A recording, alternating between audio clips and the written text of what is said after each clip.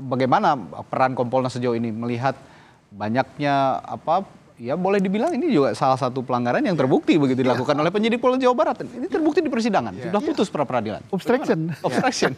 Ya, dari awal saya sudah katakan, jadi dalam menentukan seseorang menjadi tersangka itu harus berdasarkan bukti-bukti yang benar. Nah, dalam konteks penyidikan itu kan ada upaya paksa. Waktu kita melakukan upaya paksa penyidik harus ada yang ngawasin, namanya juga upaya paksa.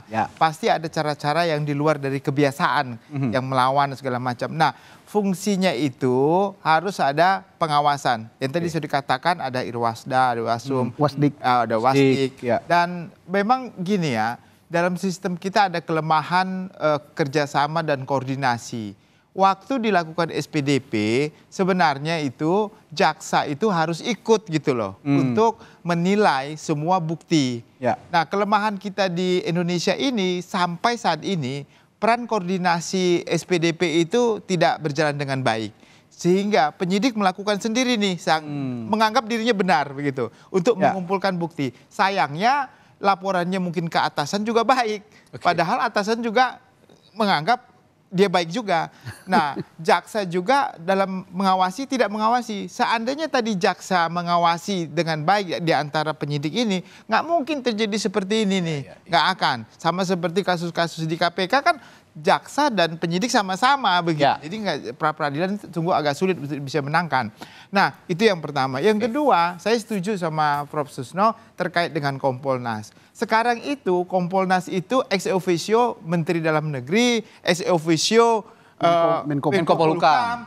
Lah, ini sebenarnya siapa yang diawasi siapa begitu kan?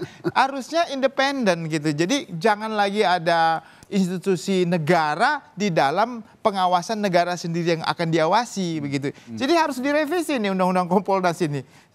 Jadi harus direvisi. Jadi yang duduk di Kompolnas itu benar-benar orang-orang yang pingin memperbaiki kepolisian, memberikan masukan begitu ya. Jangan orang dalam ada di dalam diawasi. Jadi jeruk makan jeruk ibaratnya.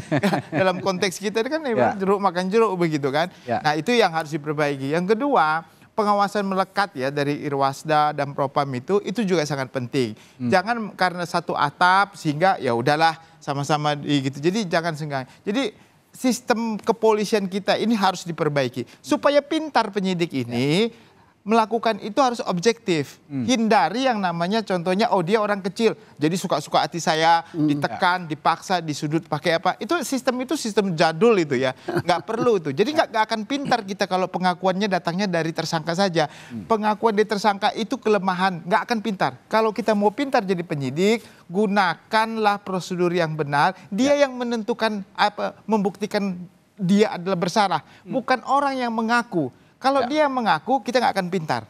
Nah, jadi penyidik harus berdasarkan cara-cara yang benar sesuai dengan KUHP dan objektif. Dan sekali lagi, kalau kasusnya tindak pidana terhadap badan seperti ini, penganiayaan, pembunuhan, itu scientific crime evidence itu harus ada, wajib sekarang hukumnya. Karena teknologi sudah memungkinkan. Sudah canggih. Teknologi sudah memungkinkan, dan itu akan lebih gampang bagi penyidik. Nah, jadi ilmu saintifik penyidik ini harus di-upgrade menurut saya. Dari mulai di level Kapolres, Polsek.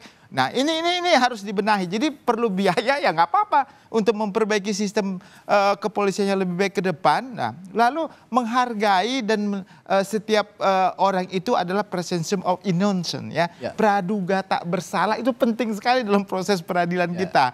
Jangan lalu menganggap orang itu presumption innocent. Menyatakan dia dulu bersalah baru cari bukti, nggak boleh. Harusnya tidak bersalah dengan bukti yang saya miliki berdasarkan pengetahuan saya sebagai penyidik dan teknologi yang saya miliki, Anda bersalah berdasarkan bukti ini.